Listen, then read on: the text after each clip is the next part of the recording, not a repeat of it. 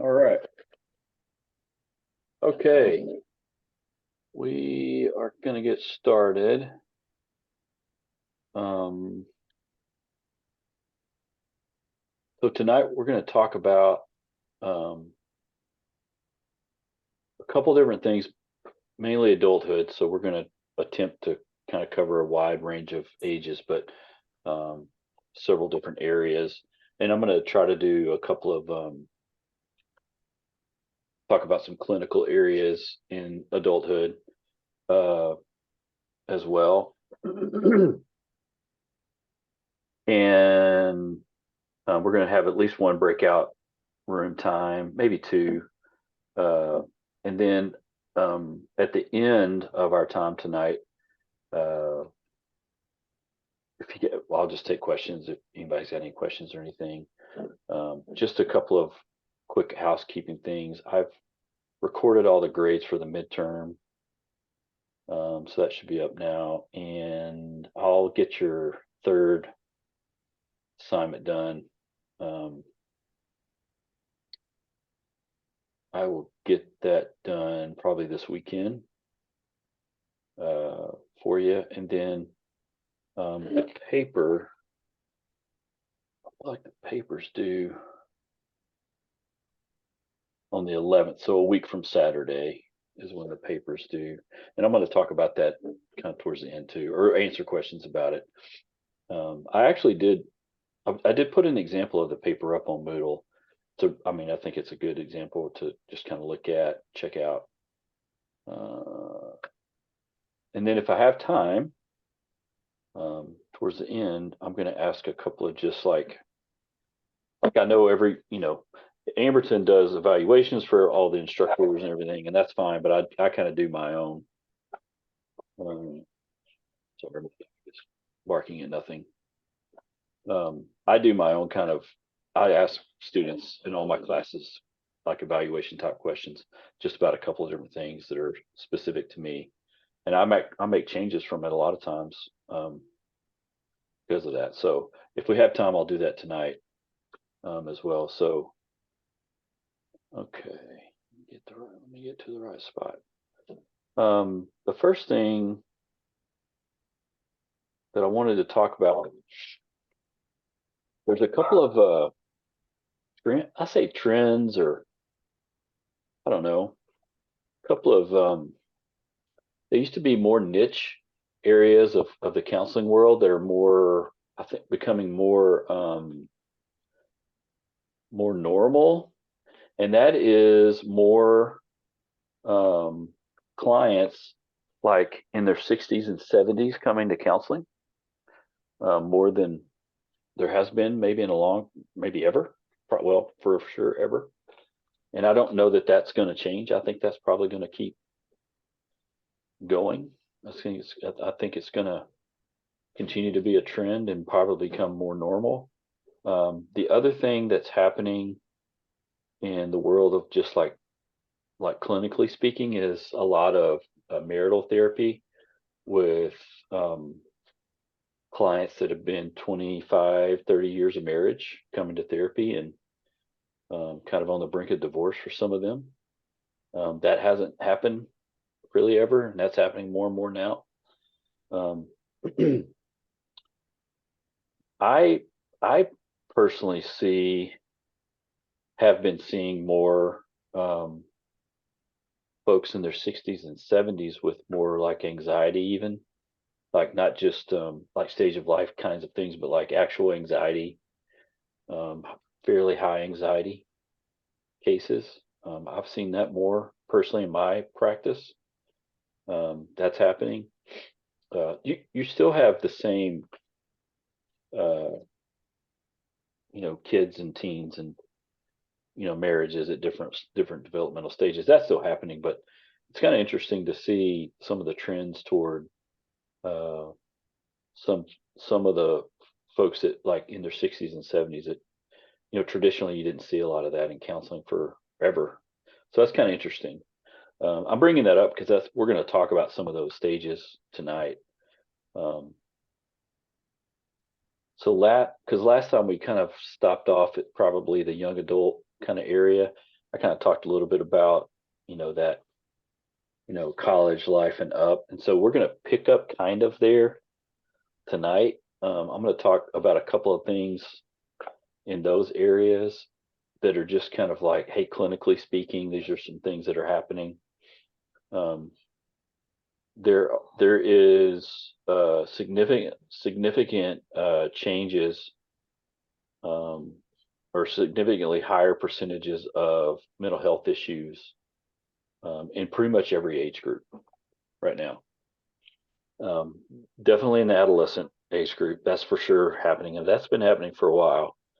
But there's also a growing amount of um, mental health issues, especially depression, anxiety, but adult diagnosed ADHD is happening more and more often, and that is happening a lot of times for folks in their late 20s and early 30s, and that's kind of interesting because if that is, whether that was a misdiagnosis when they were younger or something, there's something's happened that maybe they just didn't, they just learned to cope with ADHD, and then all of a sudden they got diagnosed with it and taking medication. I mean, that might be happening. But I've even had an uptick in that in my practice. If you listen to Dr. Armstrong talk about it enough, he talks about it a lot because in his practice, he does a lot of those diagnoses himself. So there's a lot of that happening in this kind of 25 and up, 30 and up age range that used to be more, adolescent based kind of diagnosis, which is kind of interesting. Um, there's for sure higher levels of anxiety and depression happening across the lifespan. That's true. That's happening for sure. I'm only right now. I can only speak intelligently about America, like American trends. I can't speak about it internationally as well, because I just kind of follow kind of what's happening here in our world. But um, it's a fascinating thing because maybe it was COVID that caused some of that uptick. Maybe I mean, there's lots of theories about it. Um, I have my own kind of thoughts about it, but I think there's also, and actually we talked about this in our faculty meeting recently, just because like client stuff, like we come sometimes talk about. There's a little bit of a uptick in like low levels of anger and fear kind of in our world in general, and that will have a tendency to cause more anxiousness in people. And I'm not talking about kids, I'm talking about adults. I'm talking about like people 30s, 40s, 50s, 60s, a little bit of an uptick there, um, which is kind of interesting. Uh, I see it in my practice for sure. Um, we talked last class, we talked a little bit about emotions and anger. I kind of showed that anger iceberg. Um, that is that trend. I don't know that's going to go away. I think it's going to stay around mainly because of the amount of social media that's consumed and news coverage that we have, and there's probably two or three variables that are going to keep that around. And so um, if if you find yourself um, in clinical practice, especially as you get into your practicum study or area, I would bet you're going to just kind of have people talk more about just being angry or irritable, moody, like mood is off. That's probably, I bet that's going to happen more than it normally does. That's my guess. I don't think that's going to go away. I think it's going to keep being around. And when I say low levels, I don't mean like rage, everybody's raging. I mean just kind of this low level, this kind of low simmering, low boiling. And I think there's lots of variables that are at the heart of it. It's not one thing. I think it's probably several things. The reason why I'm bringing all this up is because and I think I said this last time, developmentally, the human, especially like our brain, how we develop physically, mentally, emotionally, um, hasn't really changed in a long time. Like, I mean, our developmental stages have been around for a while, at least a couple hundred years for sure. Now, intelligence has changed. Intelligence quotients have been on a steady incline over, a couple hundred years. That's true. Things like physical, like we're taller now than, we were 300 years ago. I mean, things like that are happening for sure. But definitely the the development of our bodies, our brain, our emotions hasn't changed drastically, really. And it definitely hasn't changed near as drastically as the environment that we live in has changed significantly. So we have the same developmental processes that our brain is kind of having trouble catching up to because our world is very, very different. And for good or bad, it just is. Um, and so I think that's one of the reasons why we're having some things, some of the issues that we're having. Um, I don't know. I think I read this recently about just how some people are kind of trying to capture this thought that we kind of have a reptilian brain, that our brains don't change quick. Our brain changes very slowly. It doesn't adapt quick. It adapts fairly slowly. Um, but we live in a hyperspace world that's adapting quickly, and so we're going to have some delay in terms of our ability to adapt to our environment.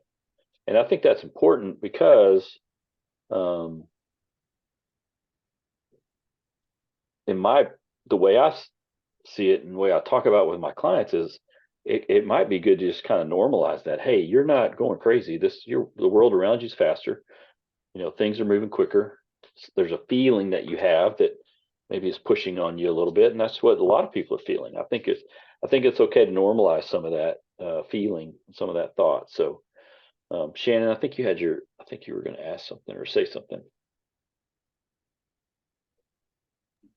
I was wondering if you thought it had anything to do with just the total volume of information we get, like bad news from all over the world, where we really, before all of this, the internet, we only knew about what was happening around us and we didn't know. And I feel like we might just be overloaded with disasters and bad news from everywhere that we Mhm. can't really control or impact. Do you think that could be a reason for fear and anger? Yeah, that's a good question. Um, yeah, I don't. I mean, I don't, that doesn't help for sure. I mean, it definitely doesn't help. I think uh, I think that's a variable. That's a big variable for sure. I think one thing that we are um, probably having trouble. I think human beings have trouble um, processing information quickly at times, for sure, and that's especially true as we get older. We don't process information as quickly as we did when we were younger, and as we get older, that's very much true. Yeah. Our intelligence actually levels off in our 20s. That doesn't mean we can't learn more. It just means there's pieces of our intelligence that levels off and starts to decline. Not a rapid decline, but slowly starts to decline once we get into our 40s. And so that's happening. Our ability to have abstract thought is affected as we get older. And we live in a world that's, we need a little bit of abstract thinking. And so I think that's part of it for sure. I think that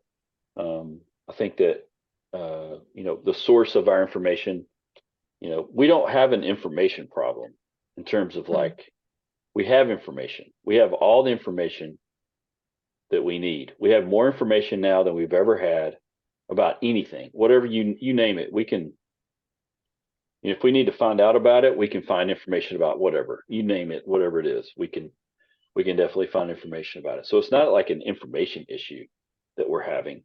Um, I think it's more of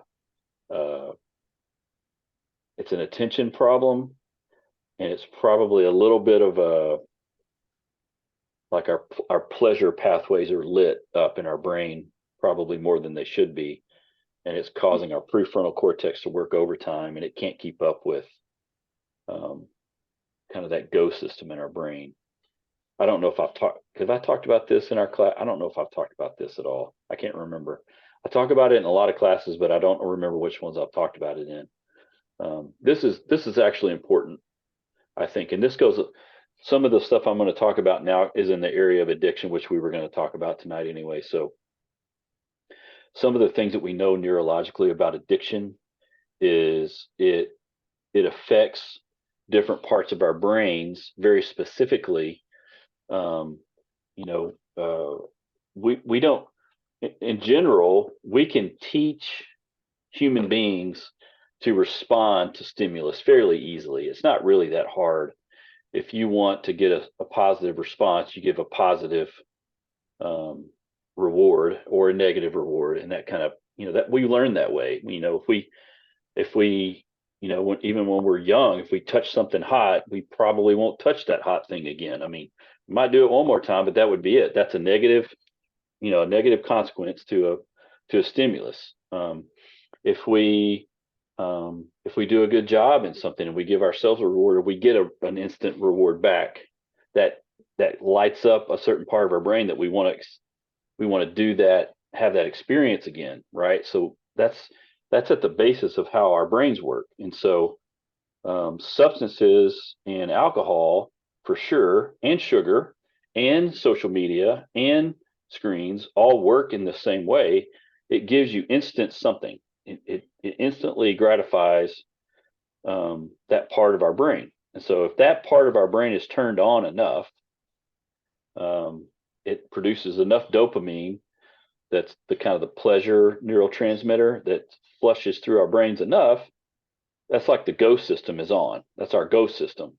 The prefrontal cortex is our stop system, and our stop system is not evolved enough to be quick enough and strong enough to withstand a powerful go system. And so if our go system's turned on enough, like I've seen, you can Google this if you want to see it. You can see, you know, um, MRI scans of people's brains on methamphetamine. They're just lit up. There's different parts of the brain lit up, and their go system is dormant. It can't keep control of the go system that's involved, and that's actually true for sugar. Does the same thing. Nicotine does the same thing. Caffeine does the same thing, and actually, different forms of social media do the same thing. Video games do the same thing. The thing about video games is that it doesn't have nearly the same effect as some of the social media stuff. And what I mean by that is when all of the uh, all of the tech companies were very smart about how they designed their platforms, because they got behavioral psychologists involved to do what? To hold people's attention. The longer they hold your attention, the more money they make, because that's how they make money. They hold people's attention. So what they wanted was to learn how to hold people's attention. So that's what social media does. Anything on your phone, anything on your computer. Um, I mean Netflix. I mean all the streaming services. They want to hold your attention. That's their whole goal. Because if they can hold your attention, then they can, basically more ads, and you take in more. I mean, all that stuff is very important to them. So they come up with algorithms that will, if you're on, I don't know, Twitter or TikTok or anything like that, the more you look at a certain thing, could be puppy dogs rolling in the grass, whatever. You look at it, you're going to get that in your feed. You're going to get a lot of that in your feed. And every once in a while, they might throw in something weird to get you going down a different path, but that's how they grab your attention. And it's quick. It's not, it's a 30-second, 20-second thing. It's not you're not sitting there for hours. But that's causing kind of this rise in our dopamine levels, that our go system is on all the time. Now, all the things I'm talking about right now, we used to really only be talking about kind of adolescents had a problem with. It's not that way anymore. We're adults. This is an adult thing. Even on I don't know about all the devices, but even on your iPhone, if you want to know how much time you spend on it and the percentage, it'll tell you. You can look it up. Like you can look up how long you were on whatever, right? Um, and uh, I think that's a combination of all of those things. I think is one of the things that's happening. Um, I've started asking all my clients like, how much information are you consuming? Like, what are you consuming? Like, where's it coming from? And not because I'm trying to police it, just because I want to know, just so I can understand, kind of where, what people are thinking. The other thing that I think that's happened as well is that there's some information has become kind of divisive and driving wedges in people's lives, and some information, especially like the social media areas, cause um, kind of cause our brains to compare us to them, or things like that. And anytime we have comparative kinds of thinking, then we're in for, we it's usually not positive. We usually don't see ourselves in a positive light. We have around 70% of our thoughts are negative every day, roughly, unless we're working on it, like unless we like physically work on it and try to make it not that way. We grab them and kind of change them. Um, but all of everything we take in kind of feeds that. And so to your point, Shannon, just this is a long answer to a short question. The point of negative information feeds that part of our brain, and we can't turn away from it, or it's hard to. And I mean, there's a reason why any news, nightly news or whatever, it's not great news, but they might throw one little, 2-minute story about a good deed that some neighbor did for, someone on their street. The reality is that's probably millions of people doing that. They're not showing that, right? Why are they not showing that? Because that doesn't, it's not that it doesn't sell as much as it doesn't keep our attention. Negative keeps our attention because it stokes fear. Fear is a great motivator. It works for pretty much anything. So I mean, any little thing can turn on fear.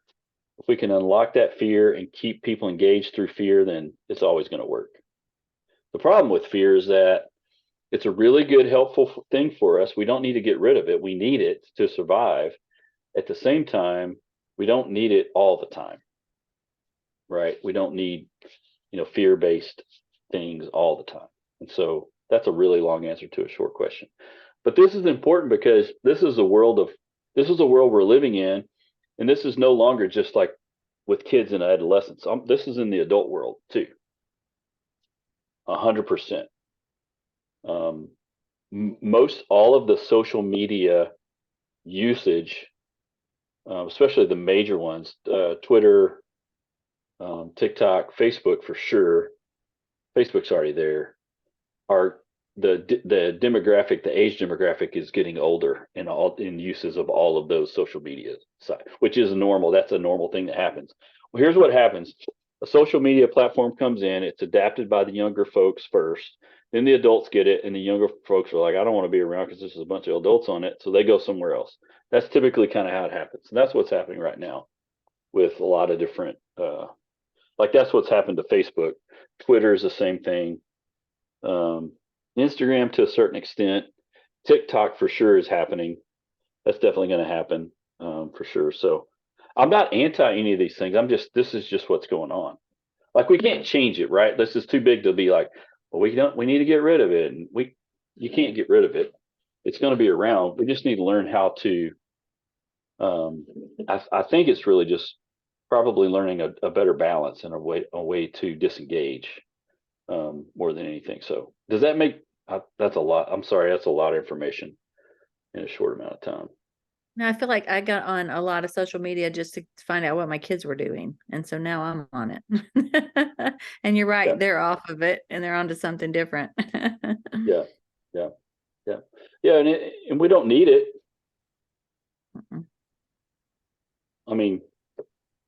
I mean, up until 2007, 2010, I think we were okay. We don't really need it.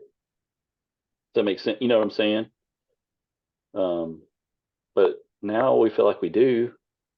We don't really, but so it's just this is the world we live in, and so um, there's actually more.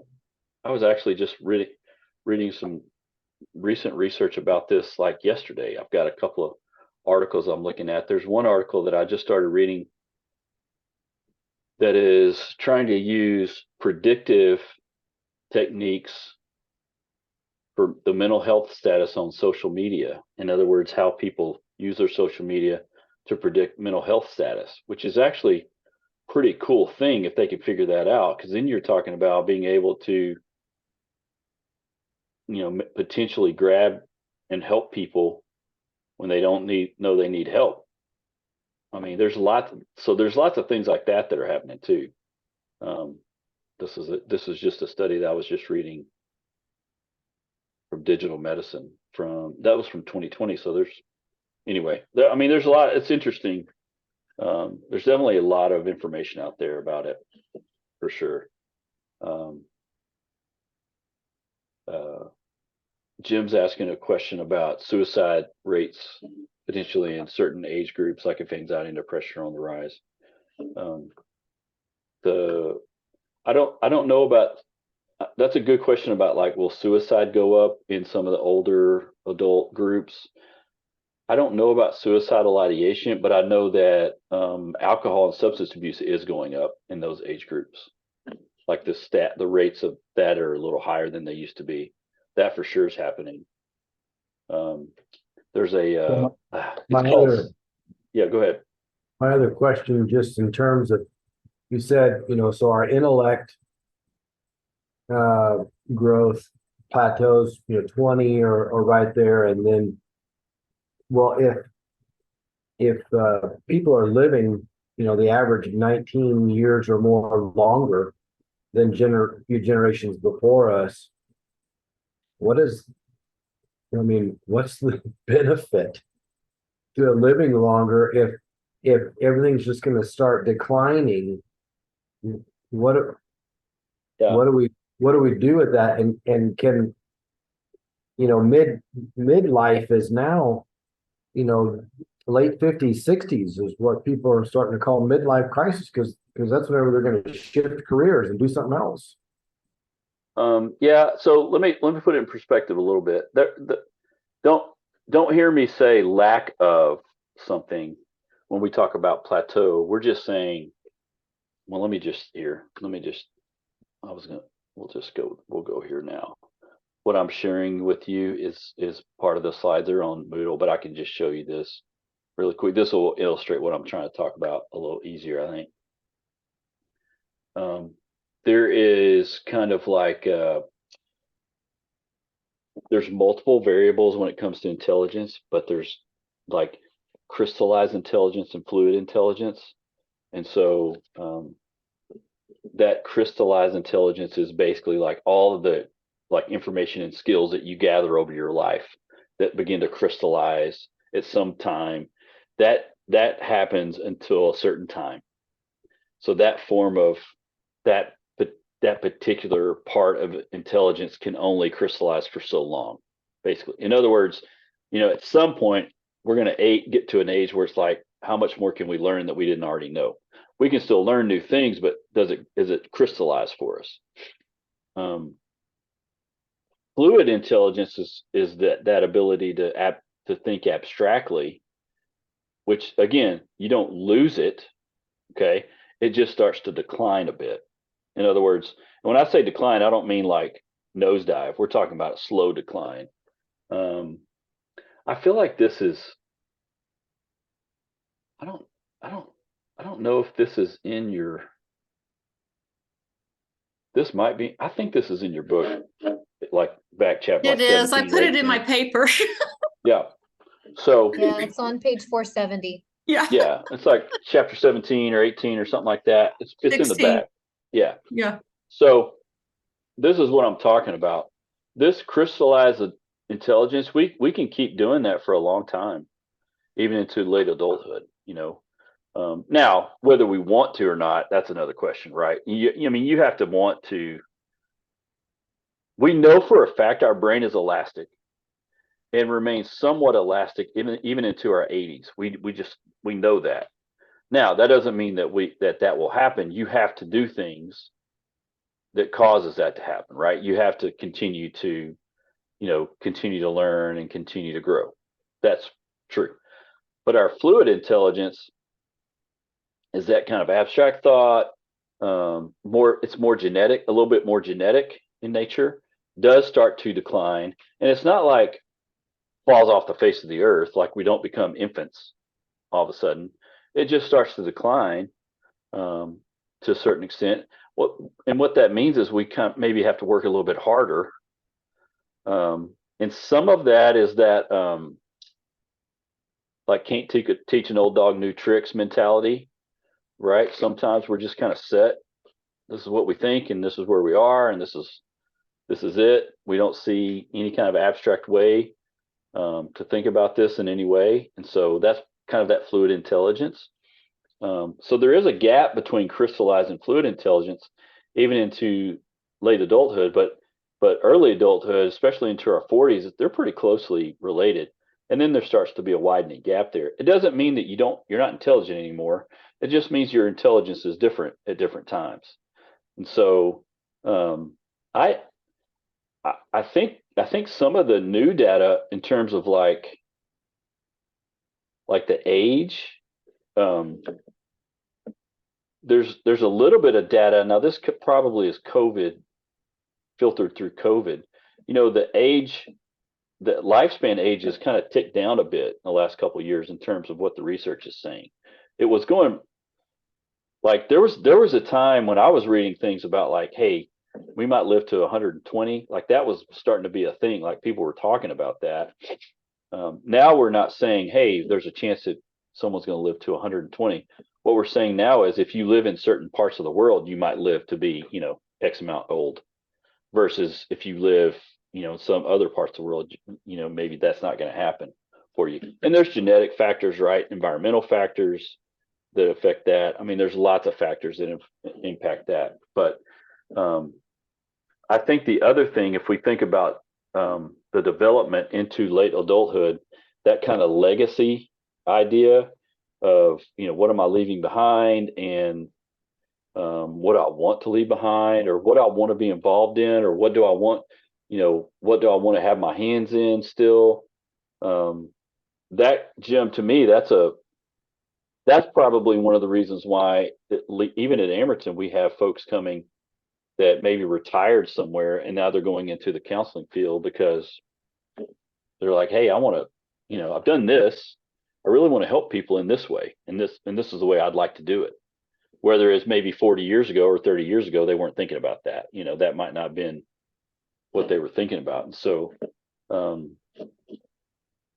don't know this. I don't know I probably should know this. Like statistically speaking, like the population of students at Amerton, my guess is it skews more middle adulthood and up. That's my guess, but I don't know that for sure.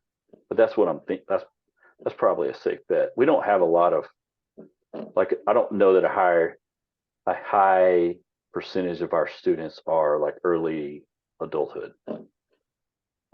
Seem to have more kind of skewed later, like middle and up, which says a lot about what people want and what people want to help people, which is good. Anyway, does that make sense what I'm saying? I feel like I just kind of rambled there towards the end. No, it just made me, I appreciated that.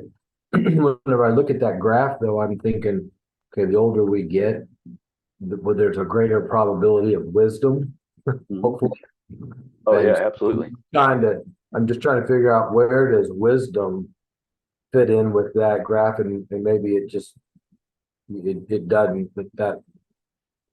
Well, I think wisdom and crystallized intelligence is very similar to me, because if we think about wisdom, we can think about it in a couple of ways.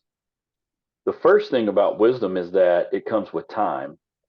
And the second thing is it most likely comes with mistakes, right? Human beings learn best through mistakes, mostly. I'm not saying we try to make mistakes on purpose, but No, I that's how agree. we learn, right?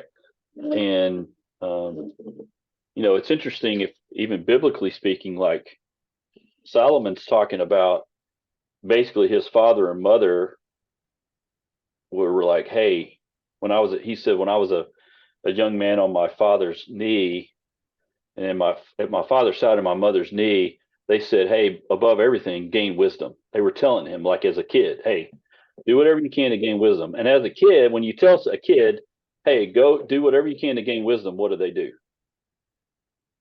They do the exact opposite of they're not trying to gain wisdom.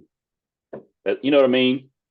However, if you fast forward into Solomon's life and God said, hey, I'll give you anything you want, what did he ask for?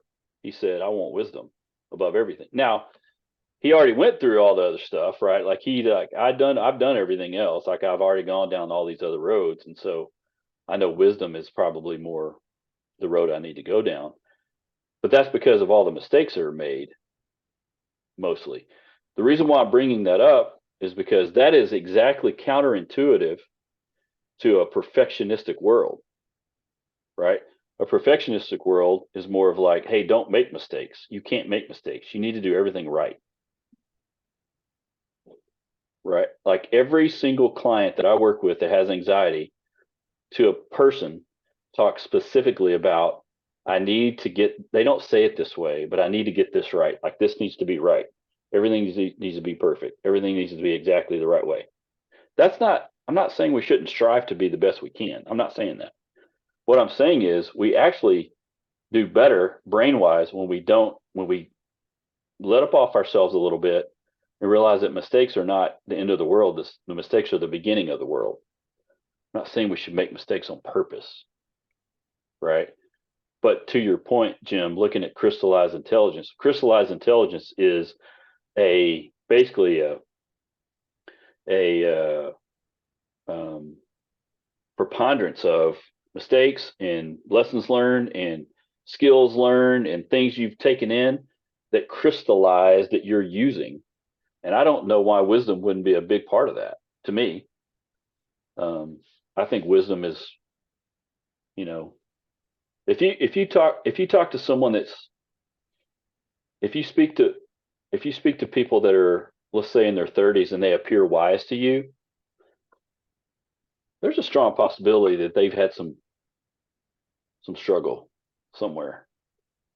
I'm not saying that. I mean, obviously there's some variables there that come into play, but um, I'm also bringing this up because I just hear this a lot. I hear it from parents. I hear it from just individuals.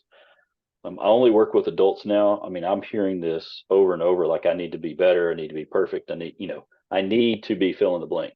You don't need to be anything, right? But that's just what that becomes very important to people. And so, um, anyway, saying all that. Um, so, Cindy, you said you're using this in your paper. Yeah, I talked about it in talking about the different types of intelligence when I was talking about cognitive. Uh huh. I'm Yeah. doing middle-aged adulthood, Yeah. focusing on depression. Yeah. Yeah. So I think again, these are just um, where's the other? There's another thing I was going to look at. This is just reasoning ability. Um, Looking at just you know, I don't know, is this the one I was looking for? Is it Shay or Shy or Shell? I don't have my book in front of me. The longitudinal study, the Seattle. Hold on. This graph right here. Yeah, no. The one you just had up there about the 6 different things. Oh, No. yeah.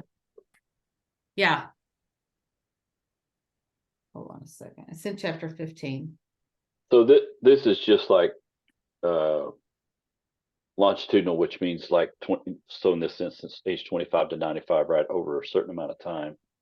These are just the He had a longitudinal study. right, which means they followed people for 70 years, Mm-hmm.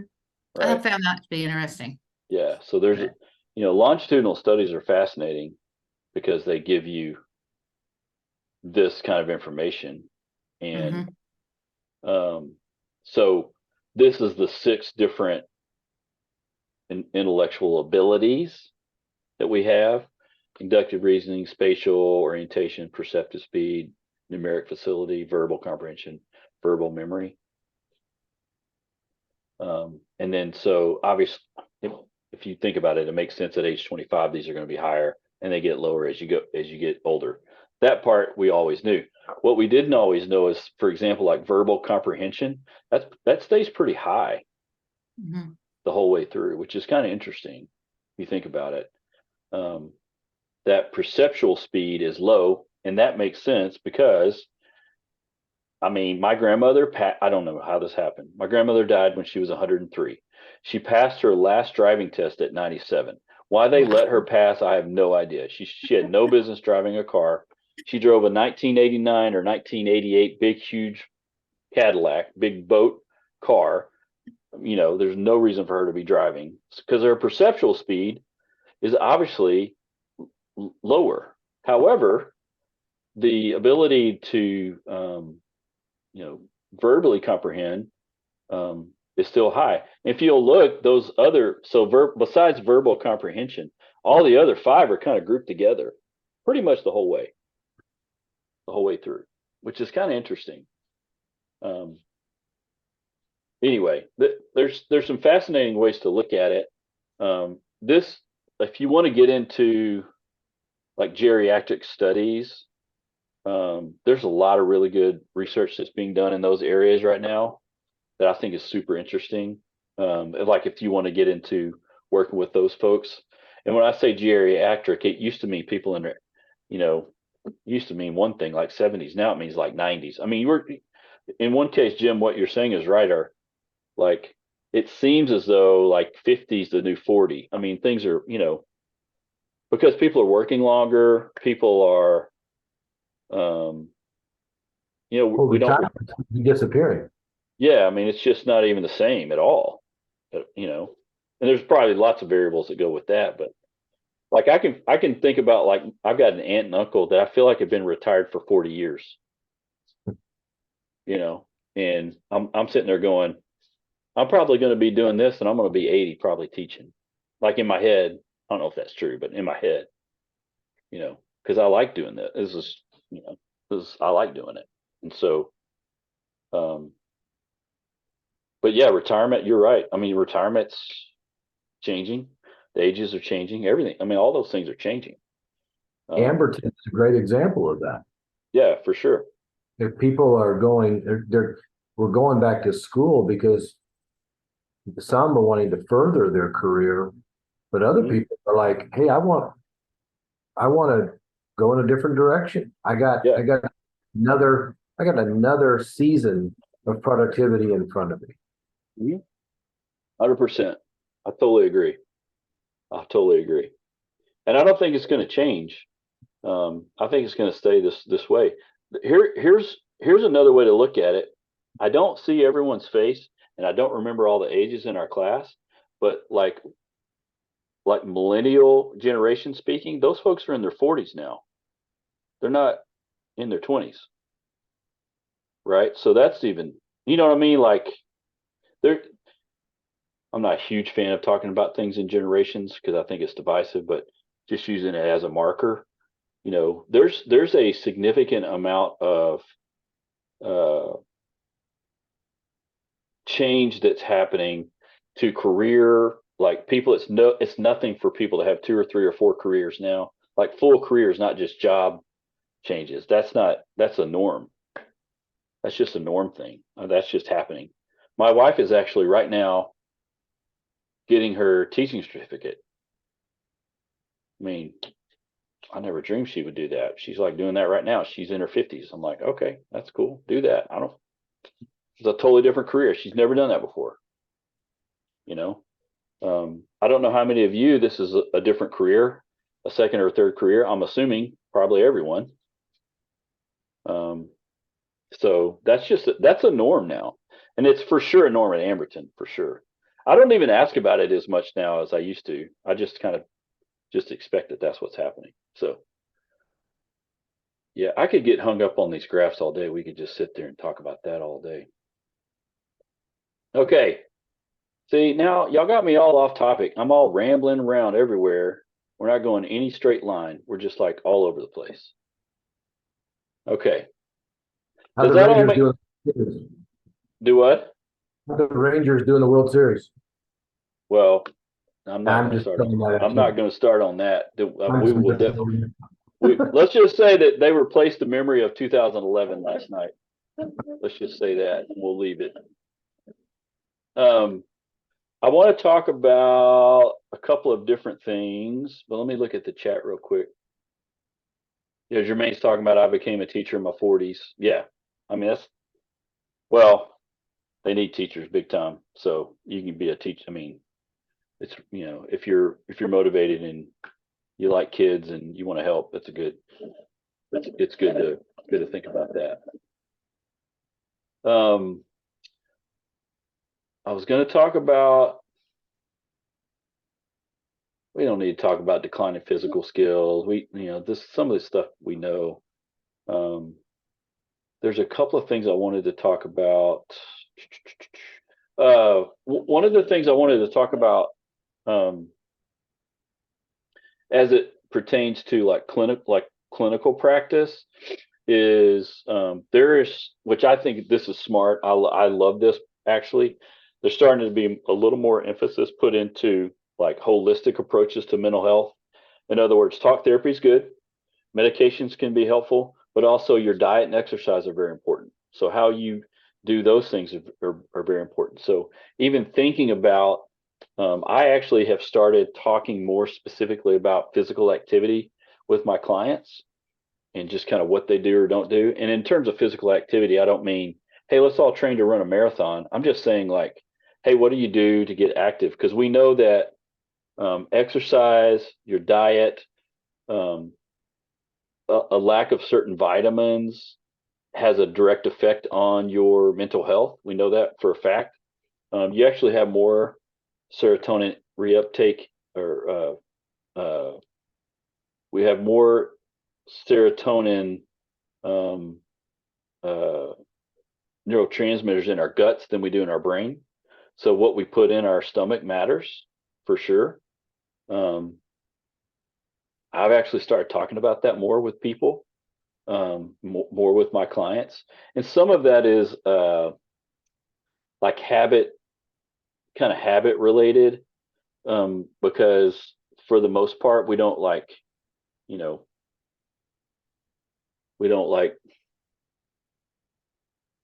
necessarily, the older we get, unless we have a habit of exercise, let's say, we're not like gung ho to exercise. We don't necessarily want to. So I don't ever advise like, hey, you need to go, you need to start running. And sometimes it's like, hey, just take a 5-minute walk. A lot of times if you are having trouble with anxiety and you feel panicky, there's nothing that will help quicker than getting up and moving. If you can get up and move, it actually helps to slow things down in your brain. So that's very helpful to do. Like, I'm not a medical professional, and I tell people that, I mean, I'm not telling you what to do. I'm just saying there's things that we know that help. There's things that we know that you do that can help your mental health, and just kind of what we eat and how much we're active, that just matters. I'm also not a big fan of like,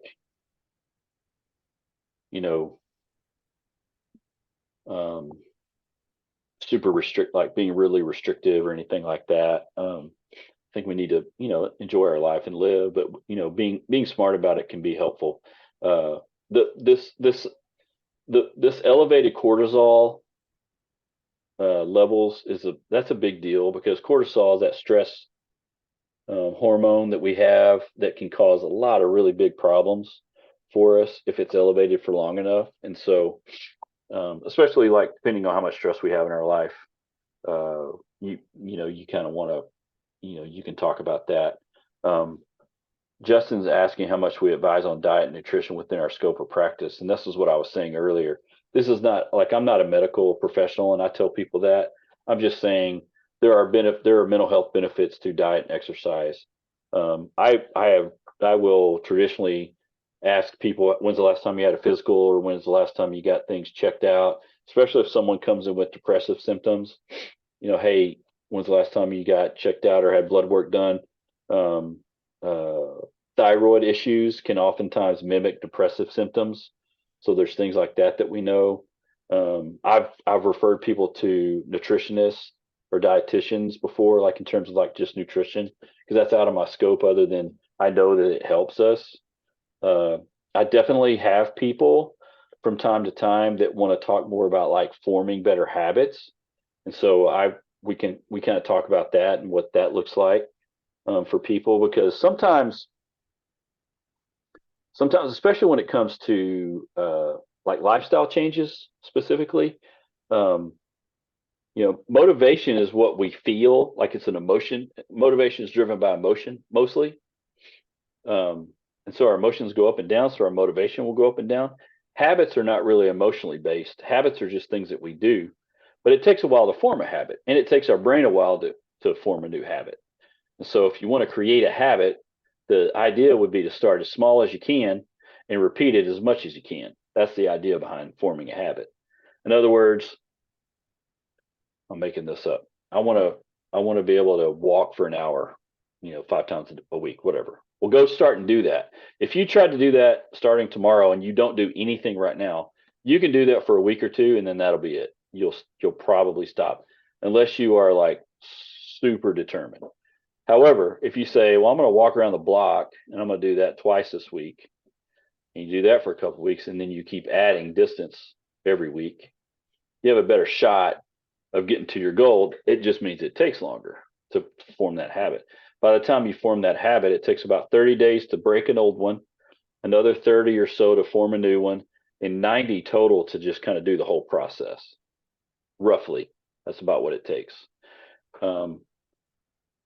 When we start thinking about like sugar, fats, and things we intake in terms of just kind of junk in our brain, when we start getting rid of those things and we change our diet, let's say, it takes the brain between 2 and 3 years to reformat itself, to get away from that stuff. That's why there's yo-yo diets all the time, because you can change your diet, but if you don't change it for 3 years, you're probably going to go back. That's how slow our brain changes. Like, these are just things that we just know. And so those are, and also what I just said, no one wants to hear, right? We want to know how to do it tomorrow. Can I stop eating cake and donuts and ice cream tomorrow? The answer is yes, but the next day, I don't know, maybe maybe you can go a week, but thing is, don't worry about a week, worry about tomorrow. So, we want to change things now. Now, there are some medications that are out for sure right now that directly involve like cravings that basically go towards the dopamine receptors in our brain that are really changing cravings. That's going to be a game changer. I can't talk intelligently about it because I'm not a medical professional. I just know that, like this Ozempic drug that everybody's talked about, they kind of found that out on accident. They weren't even trying to figure it out. But there's been some testing in terms of just like impulsive behavior has been able to help. It's helped with gambling. They know they've done trials with it in terms of helping with drugs and alcohol, and it's been helpful. So there's some interesting things that are happening. But if we want to change our habits, it takes time and effort, and it's slow. But I talk about these things with folks. definitely more than I ever have, for sure. Okay.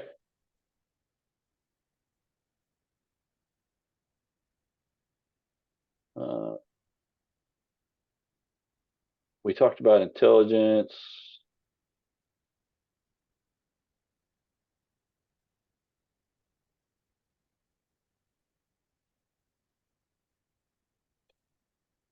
I think I can't remember. So this is a so this 80% of people age 40 to 59 are employed. Um, yeah, that's not going to change anytime soon. That's going to get older. I think over time for sure. There's another man. There was another thing that I was looking for.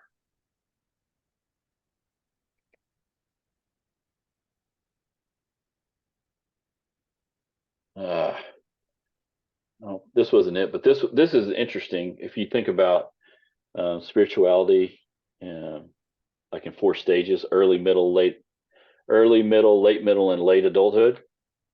So just the kind of upward trend as folks get older, um, especially like if we go from early to middle. Uh, I've read a couple of studies about some of the variables that they're talking about here, and one of those variables is like when people get married and have kids, there tends to be an upward tick of like more religious education or spiritual education, and so that tends to be a little bit of an uptick. I will say this, that this is dated. I think this is 2 or 3 years old. This study, maybe more than that. Um, this has probably changed a bit. Uh, some of the new research that's coming out right now it's kind of deceptive because it really only talks about like church attendance versus religious belief or spiritual beliefs. Church attendance has been going down since COVID, but the religious belief hasn't changed a ton as you think it might. And so this graph kind of says, hey, level of spirituality kind of rises as we get older, basically, is what this is saying, which I think is kind of interesting.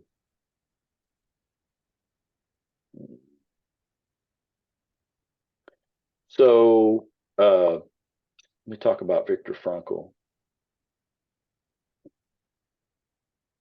So if you want to read a really good book, you should read Man's Search for Meaning. It's little. I don't know, I've got it here somewhere. It's like my third or fourth copy. This is my original one here. This is the original. Viktor Frankl was a Holocaust survivor and he was a psychiatrist. He actually created a form of therapy called logotherapy, and his big concept is basically, hey, if you have a why, you can withstand any what or how. And he talks about people that he treated, like he was he treated people in Auschwitz, um, and he saw. Now, when I say this, I don't mean healthy as in spry and awesome. I mean healthy compared to, there was people that were definitely a little more healthy than other people. And he saw people that were relatively healthy for the environment that died. And he saw a lot of people that probably should have died that weren't as healthy that lived. And he got really fascinated by that. And he started to kind of question it and look into it. And what he kind of discovered is this drive that humans have. If you have a why behind something, then you will do a lot of things to survive on a base level, but also just to thrive at other levels. And so that's kind of the basic concept. And it's really well written. I read it every couple of years. It's a really good book. It's very um, uh, like this one quote is um, uh,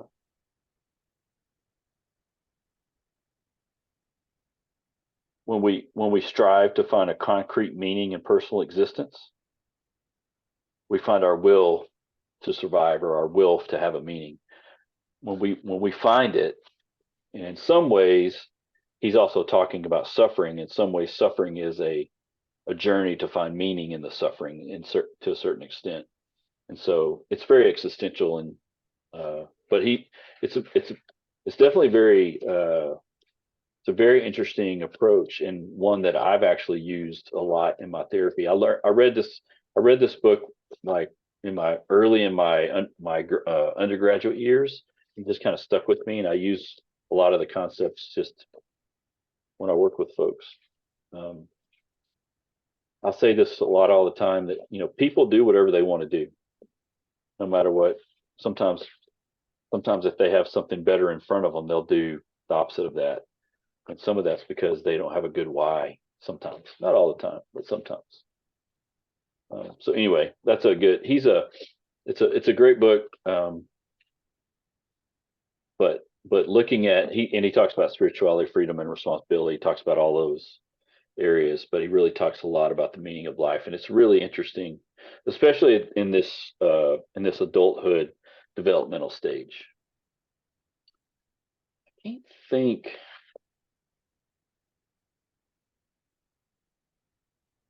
I think that was it for that. I can't think of anything else. Let me stop sharing so I can. Okay. Any questions about any of those things? I feel like I just kind of rifled through that.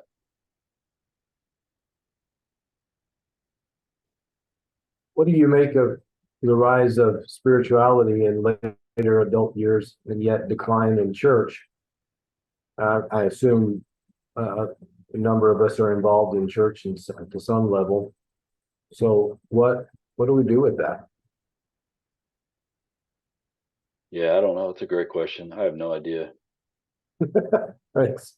I don't know. I think that's a big question. I mean, I think that's why we have some of the studies. I think there's probably lots of reasons. I don't. I think brand loyalty has been declining for a couple of decades. In terms of like just church, like denominational loyalty has been declining anyway for a couple of maybe 3 decades. I don't know if it's I think obviously COVID I think has something to do with it. I think that there are certain belief systems that don't seem to jive with other belief systems, and I think that has something to do with it. I mean, I think there's multiple reasons why, but I have no idea.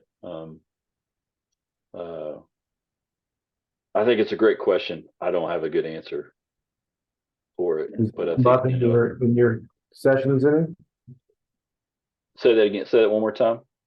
does it come up whenever you're working with that age group? I don't really talk about things like that just professionally unless they bring it up. So Well, that's what I'm wondering. Do they bring it up? no, not really.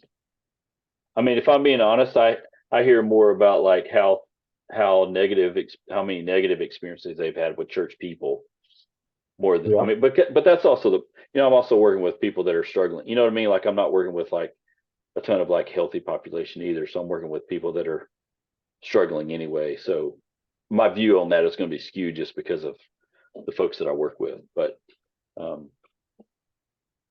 work with a healthy amount of folks that have had bad experiences. Me too. Yeah. So, and but that's also true of a healthy amount of folks that had bad family experiences too. I mean, there's our past doesn't it doesn't excuse anything, but it might help explain some things. And that's kind of how I look at it. I might ask about someone's past because I'm not trying to find the smoking gun as much as just trying to find understanding about how we're doing right now. Because a lot of times we function in the present off of things that have happened to us in the past. And, but I think that's also, so for me, I mainly hear about, I mainly hear about these things just from a negative standpoint of like, you know, hey, I had a bad experience. So that's mainly the way I hear it. So, um, but I don't know what the answer is. Someone smarter than me probably knows that. I'm sure that someone out there's trying to figure it out. It used to be the old way to figure it out was have more programs. We just need more programs for certain age groups. And that's how we used to handle it. I don't think that's going to work anymore. I think we need to be a little more. We need to think outside the box a little bit. It might also just boil down to maybe loving people, no matter who they are. That might help too. Okay. Let's do a breakout. 1, 2, 4, 6. Okay, good. We got 10. Let's do a little breakout group. And this will be kind of like there won't be a ton of structure with this. One of the things that I typically do when we talk about adulthood, like I'll talk about clinical things that I'm seeing and clinical things that I'm hearing, and just and I haven't even talked about like working with marriages specifically at all tonight. I'm going to talk about marriage and family here in a second. I haven't talked about that at all, but we will. One of the things that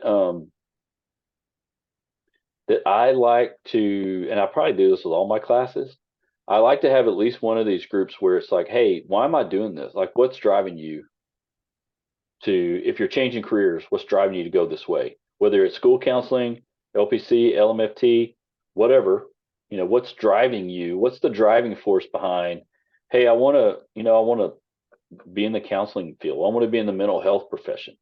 I kind of want to know what's driving that. And so I'd like for you to talk about that. You share as much or as little as you want in your group. I'm going to make the groups a little bit small so we can talk about that. And that's literally, that's kind of all I want you to talk about. We'll do that for 6 or 7 minutes, maybe 8, and then we'll come back. No, go back.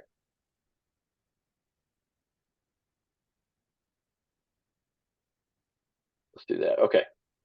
So you should see, you should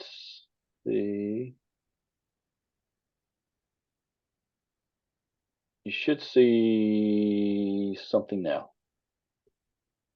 to join.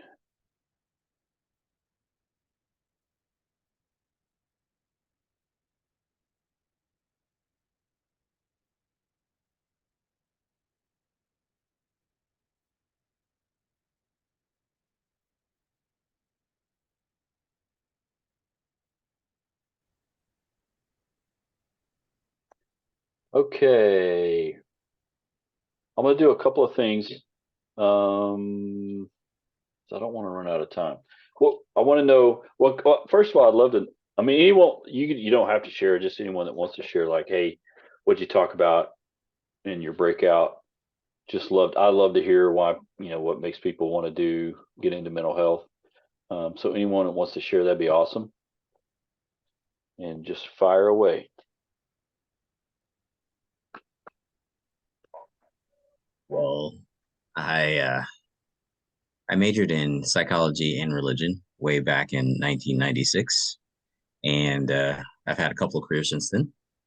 Financial coaching. Now I'm a teacher now, and so I figured I'd get back to what I wanted to do originally. So I'll be a school counselor when this all is said and done. Awesome. Great. Are you doing like an LPC too, or are you just doing the school counseling? So I was going to talk to my counselor about that. I feel like I want to do both because I'll be a school counselor, but then there's other things I could do like my church and if I had the other. So I probably will end up doing both. We'll see where Gotcha. where I land. Yeah, gotcha. Cool. Awesome. Anybody else? Well, I'm the shy one of the group. That's sarcasm. I come from a background which it wasn't real good growing up, but functional situation. dysfunctional family, I should say. And I remember being a teenager and telling my dad that I wanted to be a counselor when I grew up. And my dad's initial comment was, as screwed up as you are, you can't help anybody. And I was like, oh, okay, I guess I won't do that. And so I did the route of going to business school. I went to UT, etc., and hated it, and had a career in the business world and did those types of things, and always wanted to be a counselor and never thought I could do it. And it's too many hours to become a counselor at this stage of my life. But what I am doing is getting a master's in family studies with a specialization in Christian counseling, so that I can finally help others, because that's what I've always wanted to do. And personal things have happened, and I'm in recovery, and I'm grateful for that. And it's just that now I'm getting a fresh start. My dad passed away in 2006, and Dr. Bedard, I was supposed to take your class in 2021, and my brother died suddenly. Hmm. And when my dad died, my brother took over an abusive role and was very emotionally and mentally abusive, and that lasted for a while. But now I feel free, and I'm able to take care of Cindy, and I'm able to share my experience, strength, and others that gone through abuse and may have issues that they're scared to talk with about people, that they'll be able to share with me, and I can empathize with them. So I'm looking forward to it. I'm on my whole thing, so I'm excited. That How far along are you? I like 3 classes. 3 classes. Awesome. Good for Yeah. you. I Yeah, like 2 good. classes at my practicum. So Yeah, gotcha. Good. yeah, Good. thanks. Yeah. Thank you for sharing. Mhm. Anyone else? I told my group, I'm in the buffet program at Amberton. Just professional development, where I get to pick and choose what interests me, which really works out well at this season of my life, what I'm doing. I have my own life and leadership and relationship coaching practice. I don't really have any interest in becoming state licensed, but every class that I've taken has just added, like, to the day, things that I'm doing with my current clients. So I don't know how I was so fortunate that God guided me to this program, but it fits like a T. Good. Good. Awesome. Maybe a couple more. Okay, I'll go. Sorry, I'm late. But well, I just shared that I've been teaching, and so this kind of seemed like a natural progression for me, just with the job that I do. But I've always kind of wanted to do this. But I decided not to go the school counselor route. I'm actually doing my OPC. Because I've been in the schools for 20 years. So I'm ready Yep. to work without those constraints. For me, my goal is to get this done by the time my youngest, she's our only in the house right now, Mhm. graduates high school. So she's in 10th grade. So I got 2 years. Gotcha. Yeah. Yes. So that is my goal. But Awesome. yep. Good. You can do it.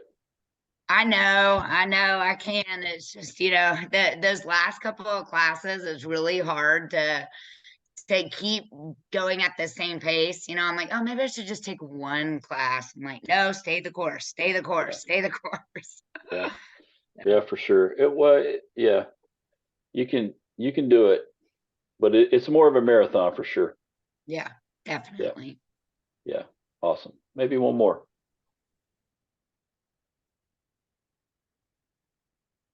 Well, I shared that I was a former high school teacher and even taught in an alternative school for girls as a long-term substitute teacher. And kids, I saw kids in that school really have transformed lives through counseling. The school was very big on counseling, family and individual counseling. And then so now my husband, I think I told y'all at one time, my husband passed away a couple of years ago. So now it's just me. My kids are grown, and I'm just changing careers, going into counseling.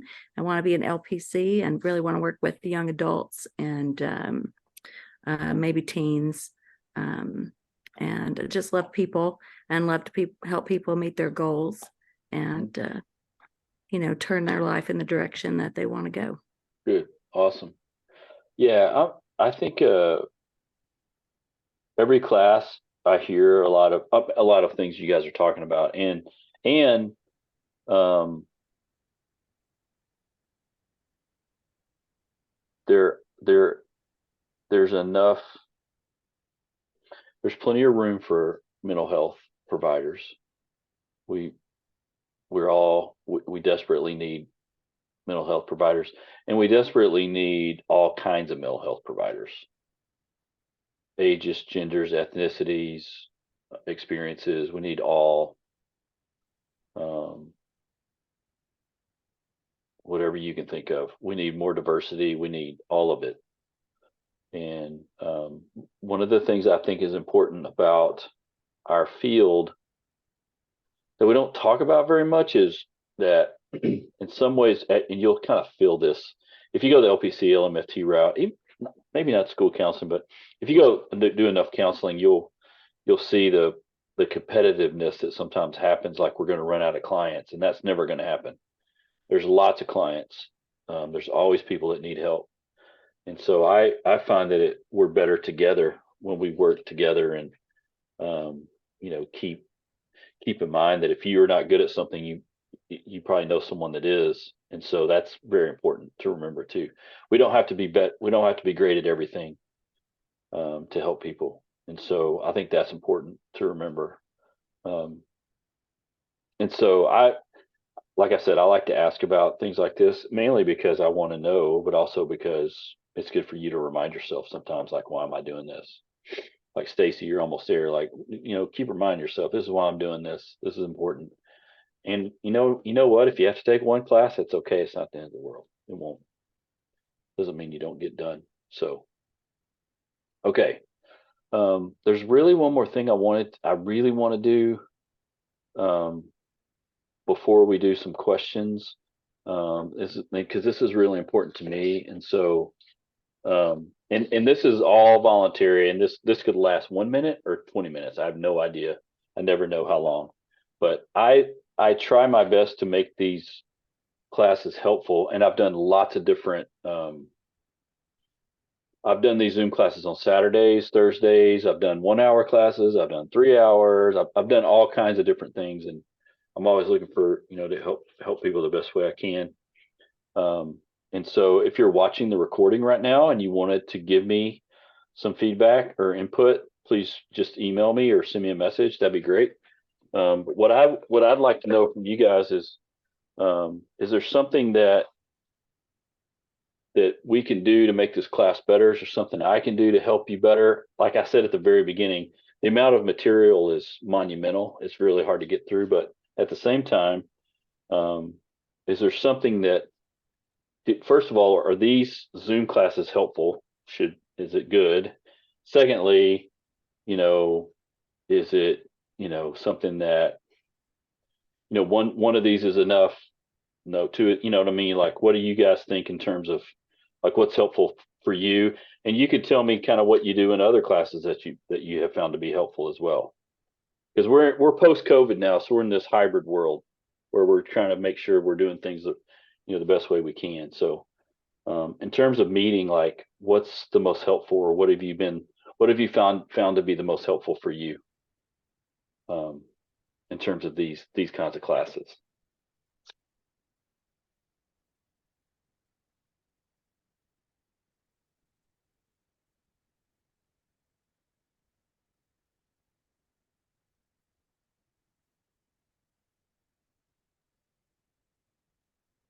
For Dr. me, Yeah, go ahead, Shannon. I was just saying, for me, I like having a Zoom class. I like hearing, because the book is so broad, kind of what issues you are dealing with as a professional, that, what's going on right now, new things that are coming out, or, issues that are especially going to impact us in our practices. I like to hear about that. I love the study guide because it just helps me focus in, because the book would be overwhelming without that. So thank you for doing that. And that's all I have to say.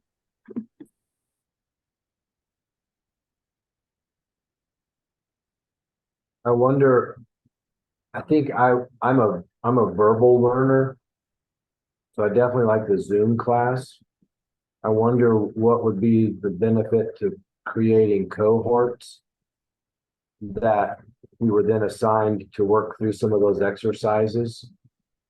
I found myself talking that out in my head a ton whenever I was doing the 3 different exercises. So some kind of a cohort model where we can talk that out together. I know I would benefit from that. I don't know if others doing that way. How you grade that, I'm not opposed to that being a part of the grade. I just don't know how you would be able to grade that part. Yeah, I'm actually, in right. one of my classes. Oh, sorry. I'm sorry. No, go ahead. Go ahead. Oh, I wasn't sure if Jim was done. I am so So sorry. I'm done. So in one of my, I think it was one of my ethics classes or something, we actually had to present with like certain theories, and we did that like with the group, like 2 or 3 of us, and I loved that. Jim, I'm very much like you. I'm a auditory visual kind of learner best anyhow. So I think like, yeah, we had to, it was either part of a chapter or one of the theories that we had to choose within a chapter. I can't remember, but we had to sign up for it at the beginning of the class, and then we were able to do a presentation, and the professor gave us a like a rubric, a presentation rubric, and things that we had to have in it, and then we presented it to the class, kind of what we learned, and that was very helpful having another person there, but then I learned a lot from hearing the presentations from the other students too, and of course our professor, I think it was Professor Moffat, that it was her class, and that was part of our grade. One of our, well, I don't remember which grade it was, but it was like towards the end, I guess, maybe. But we also met more frequently, like, and for me, I mean, I can go either way, but I do see the benefit in the in meeting weekly, like with Dr. Ken Johnson. I loved doing those short hour and a half kind of weekly meetings. One, it helped me accountable, right? And on a consistent basis. But if we had questions, I didn't feel like I was emailing all the time. And a lot of times he would answer questions that I already had while I was doing the reading. So I don't know. I've done it several ways. I mean, I do like this, but being a people person, I like having that connection part too. I'm done. I'll stop talking. Good. Thank you. Well, I just like the Zoom classes because hearing you talk about, your clients and what you do and, what we'll be doing one day soon, hopefully. It's kind of inspirational. Like, oh, that's cool. He gets to talk to clients about this. He gets to do things like that. And, that helps me keep on track. Like, oh, you just ask us our why, and just you talking about what you're currently doing is helping with that. Yeah. Good. Okay. Also, this is the assignments toward the end. I was like, we have a paper due next week. We still have assignments due this week. I was thinking like, oh, a big assignment, we're gonna get some time. And I was like, no, we do not. We don't. We still have these little things to do. I was like, if those could be pushed toward the front and then be given a longer period of time for a larger assignment, for me that would be helpful. Gotcha.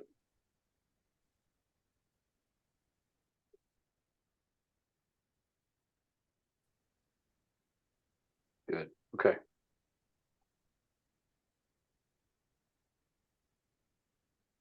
I'm just writing this stuff down, by the way. That's why I'm.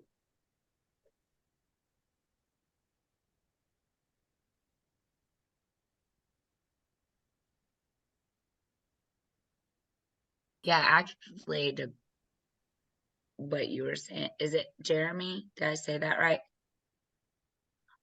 I had to go back and look at my calendar. I was thinking that our research paper was due that same week as our final. It is. I mean, But I thought that our final was the week after that. Like due, it's- like oh, I see what you're saying. I'm sorry. Yeah. It's due what, the 15th? yeah. I was thinking the research paper what was due that like after the was due that like 13th or 14th, but Mm. my bad. That's one thing that I've struggled with, Dr. Bedard, is doing the study guide, trying to find some of the questions, because I had the newest edition of the book and not being able to find the answers to some of the questions in the newest edition in there. Yeah, I mean, I've there's got. just been a couple. Yeah, there's 3 editions of the book that are in use right now, and so it's a little bit of a frustration I have actually with. I bet you do. I've edited the study guide quite a bit, and Bet. but yeah, there's going to be questions that are going to not fit the new edition that might fit like the 18th edition. You know, I mean, there's definitely some nuances there. Now, what I will say is those questions aren't on the exam. Like the ones that are confusing are not on the exam. Like, of course, I noticed this one, the binge drinking one. Yeah, yeah, yeah. And Because some Shannon and I were doing it, and it was in her book, but not mine. So yeah, that was, yeah, we got multiple editions. I'm not sure what happened with somewhere in the last year. The new edition came out, but then we couldn't get it, and then that's the only one we could get, and then sometimes we can only get the later one. So I'm not exactly sure what happened, and so it kind of throws me off a little bit. But do y'all find that the study guides are helpful? oh yeah, definitely. Absolutely. Should be helpful with the reading Very for helpful. sure. Yeah. Yeah. Yeah, it's Order. in terms of a test, there's no way we would know what to prepare for. Plus, I think it makes a great reference that I'm going to be able to hang on to and not just pass a test, Yeah. but refer back to. That's why I like the Amberton model so much. Is it's not preparing me for a test; it's preparing me for doing things. Right. Yeah. I think so there's actual theory behind the study guide model. There's lots of models of test taking, and I'm a fan of experiential learning, but I'm also a fan of like a little bit of memorization, a little bit of application, and the study guide does all of that. And so I think it helps you with your reading. And I wanted to find a way to synthesize all of the information. It's a lot of information. So but yeah, Cindy, to your point, the study guide, the questions and answers don't exactly fit 100%. But it's And I been will, helpful. yeah, It's definitely helpful. and I'll Thank you. get crushed on the evaluation about that. Some people don't No, like you that. won't. No, I will. Yeah, I will. It'll happen. Some people don't like it, and I get it. I totally understand it. Totally get it. That's okay. It's and some of it is just if you use the study guide, you should do pretty well on the exam. I mean, it's the exact same question, so on purpose. When I first started doing it, people didn't believe me that it was the exact same questions. But I'm like, it's word for word. I mean, it's the exact same on purpose. So, okay. That is definitely appreciated. Yeah. Yeah, I don't want to fool. I'm not trying to fool people or. I think it sets us free to appreciate the learning process. Yeah. Honestly. Yeah. I don't want you to learn. Yeah, I'm not trying to fail people. You know what I mean? I want people to. I took notes before I realized there was a study guide. The first few chapters, I took my notes, and there was so much information. They were so detailed. It wasn't focused. So Yeah. I mean, it did help the learning process. Definitely. Yeah. It's a really good text. He does a really good job of updating it, but it's a lot of information. Definitely. Oh, yeah. Yeah. Anybody else?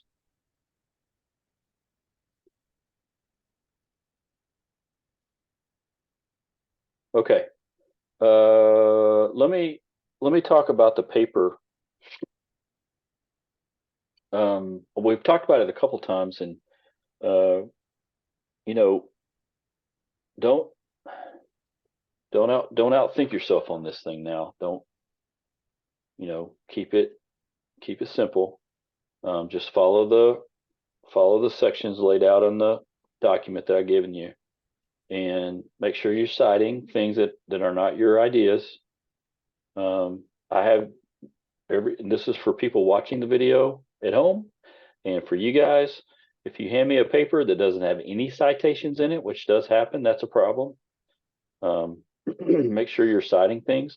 Now, in the reflection part of the paper, which is the second part of the paper, the 20% part, you don't have to cite, because that's all your reflections. That's what you think kind of thing.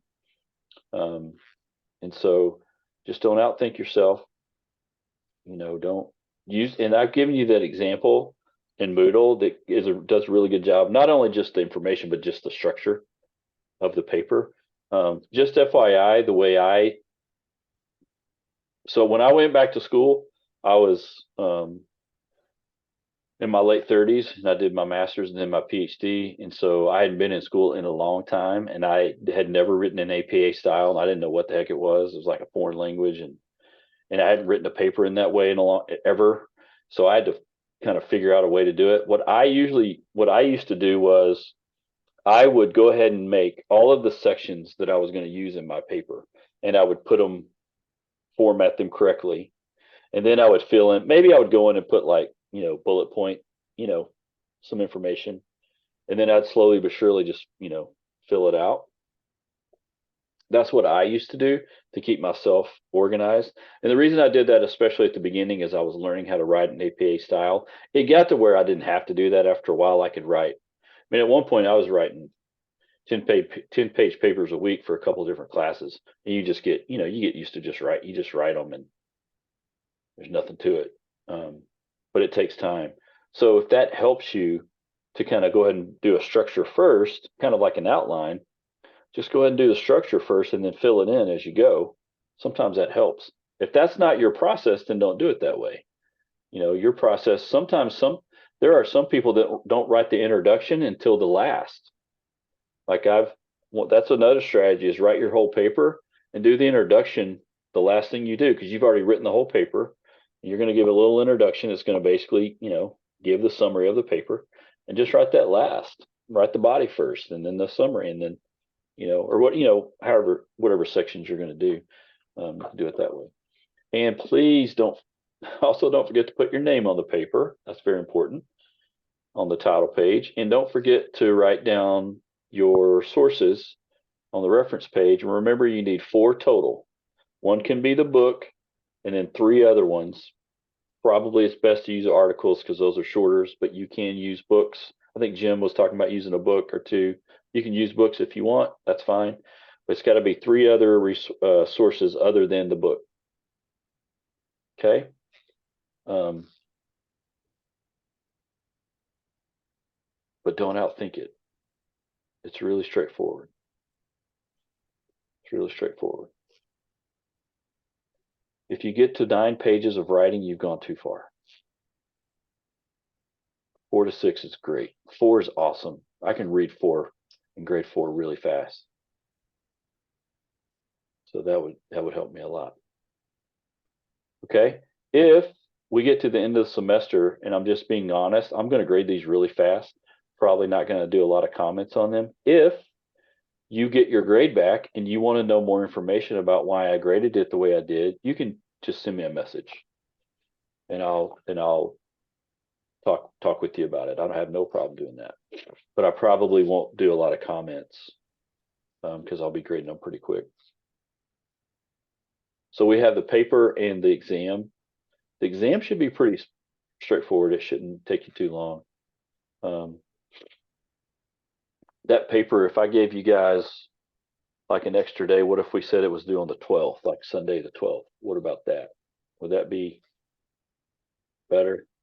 Okay, awesome. So we'll say Sunday the 12th.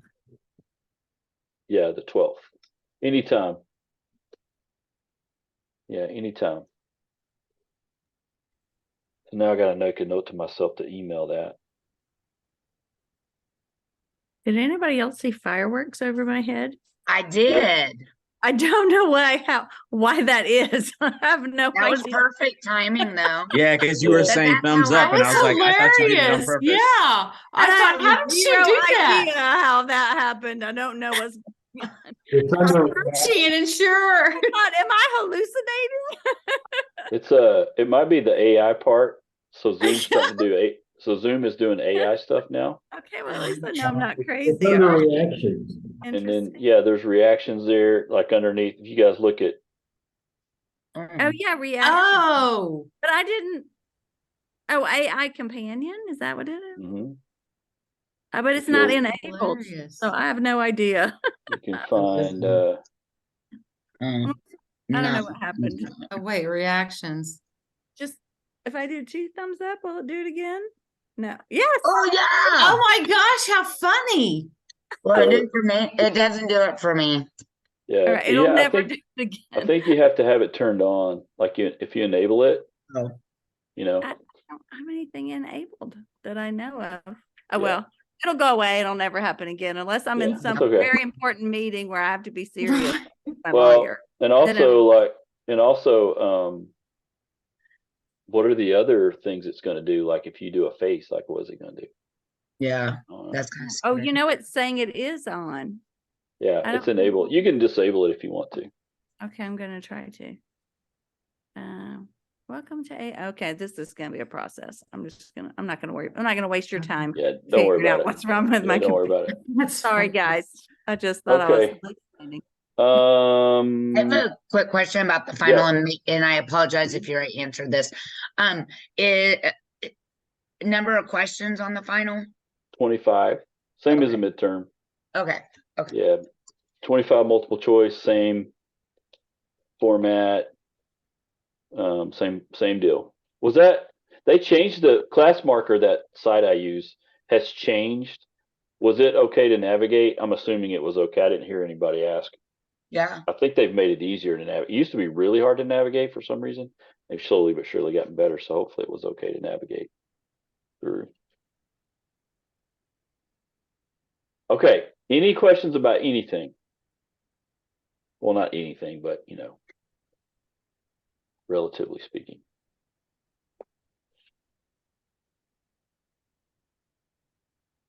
I have a quick question. Yes. In regards to social media and internet usage, what do you say to challenge your clients if you want them to step back from that?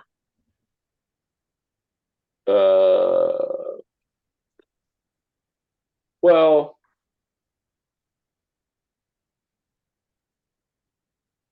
so it kind of depends on what they're dealing with, right? So whatever issue that we're talking about. If I like to use solution focused approaches to things like that. Like and those are specific questions like what would it be like if you did XYZ, like fill in the blank, what would that be like? Or how would you know if, like what about this is helpful for you? What like allow them to start thinking about what they're consuming and what they're taking in at the same time. Like one company I work with, they've got an actual video that talks about social media usage. So I actually give that as homework to people. to just kind of show, hey, this is what happens. And to be quite honest with you, some of it is just education. Hey, here's what's happening. Here's what's going on. So really, it's up to you if you want to do anything about it or not. And I tell people, and I tell my students this too. I'm not anti social media. I use it. I was on Facebook all day because of the Rangers and Twitter and everything else. I'm not anti any of those things. I'm just more about balance. So I talk about it like I would like almost anything else. The one thing I don't do is I do this in class, but I don't do it with clients. I don't compare it to like substance abuse necessarily, because that seems to push people over the edge. Like that doesn't make sense to their brain, even though that's really what's happening. I mean, it's very similar thing. So I don't compare it to that.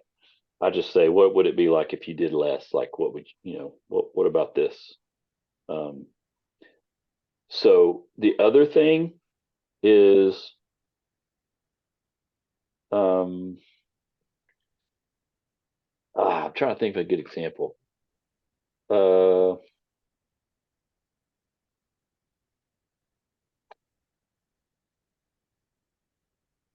Let's say I have a client that's talking about whatever thing. Anytime a client says, "Well, I heard that," or they say that, I want to know who is they and where did you hear it? And most of the time, it's like TikTok or Google or I mean, TikTok is our big competitor. TikTok is a mental health competitor now. People watch TikTok videos about everything, mental health wise. And therapists are on TikTok giving 30-second, definitions of attachment theory and what it is and what it's not. I mean, you know what I mean? Like imposter syndrome. I mean, what you name it, it's out there. People are talking about it. And I'm not against that. At the same time, I want to know who they is and what you hear and is that actually true? For example, I've had multiple clients, multiple couples talk about sexual intimacy in ways that are not appropriate and that are not actually research based or evidence based ways. Like I definitely have clients, couples. This is coming to my brain because I've got a couple like more than one couple like this right now, where it's like, you're supposed to have sex, fill in the blank, 5 times a week, whatever it is. Like you're supposed to. Like who says that? Where's that come from? Well, I heard that. Where'd you hear that from? Where's that come from? Now I'm not like mean about it. I'm just like asking. I become curious about it because the research says that there's not a number. The average is 1 to 2 times of intercourse per week. At the same time, there's also a lot of research done in the area of sexual intimacy and emotional connection. If you don't have emotional connection, sexual intimacy is not as strong, and vice versa. And so we talk about that too, right? So if you're getting your information from a place that's like not a good source of information, then I will challenge that. Like, hey, where'd you hear that? Right? Does that make sense what I'm saying? It's kind of, I become curious about it. I want to know more about it. I don't like tell them you're wrong. That's so stupid. I want to know I just want to know more about it. What makes you think that way? Like, where's that coming from? And what's that mean? And, it's kind of the same as, like there's a cognitive distortion or a unhelpful thinking pattern of we feel something really strongly, so we think it's true. In reality, it might not be true. It just feels true, right? My mother-in-law was here a couple of weeks ago, and we left our front door open all night on accident. We didn't mean to. She freaked out. Someone's gonna break in, someone's gonna come grab us, someone's gonna grab the kids. And I'm like, the crime rate in this town is like 5%. I mean, there's no crime where I live. I'm not saying there's zero, but you know what I mean? Like this feels like I need to do something, and even though it's not necessarily true. Right. So some of those unhelpful thinking patterns, if we can catch those, we can challenge them and say, what's your evidence for that? Right. Like Do I have evidence for that? Do I have evidence against it? And then we can kind of use logic to guide us through it. So does that make sense? Hopefully, does that answer your question at all?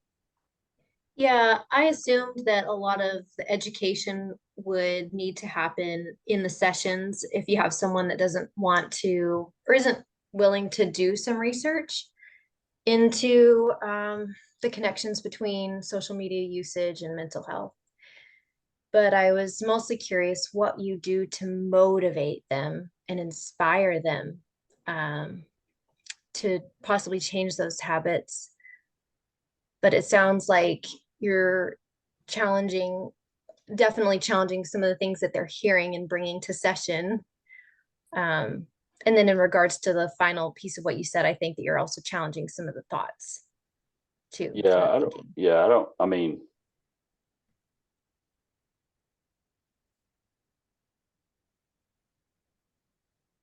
I always do my best to help people figure out what they want to do on their own. Yeah. I'm going to ask questions to help lead them to figure it out for themselves. Not me tell them what to do. Because I don't make personal decisions for people or tell people what to do. And I also know that people are going to do whatever they want to do anyway, you know. I would say that social media usage is so popular that people just don't think about it as like potentially causing a mental health issue. I mean, honestly, I think there's a little bit of thought about it, but nothing's really done about it. We know it's not we know if we eat enough fat and sugar, what's going to happen to our bodies. We know it. This is not a knowledge thing, right? It's just like, what do I do with it? How do I apply something? I've had multiple conversations about like marijuana usage and is it a gateway or not, or what does it do or not do? Like that's the same discussion as like social media. Some people just think social media is this and this and this, and I use it and it's great and I love it. Awesome. And so trying to challenge that it's not great is hard to do, but trying to say, can we find a balance somewhere, maybe a little bit easier. The reason why I'm bringing it up, to be honest with you, I think what's going to happen is we're going to have more research behind some of this as we move forward, because there's going to be more studies done about it. But probably what's going to happen is we change our habits, social media will change its habits, and they're all about keeping our attention. So they'll be ahead of us the whole way, pretty much. So anyway, that's all. Now I'm going down a rabbit hole, but it's a great question. It's a great question. I appreciate your response. Yeah.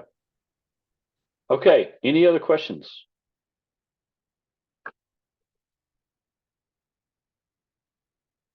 All right. Now I'm going to go to sleep and you guys go do whatever you want to do. And just, run and be free. Don't try to overthink this paper. Don't overthink it. You're going to be great. Everybody's going to do great. If you have any questions, think more summary, right? More summary. It's a lot of summary. It's a lot of just giving information, and just don't overthink it. Just follow the instructions and you're going to be great. Now, run, be free. Be free. Go Thanks, guys. Thanks. Thank you.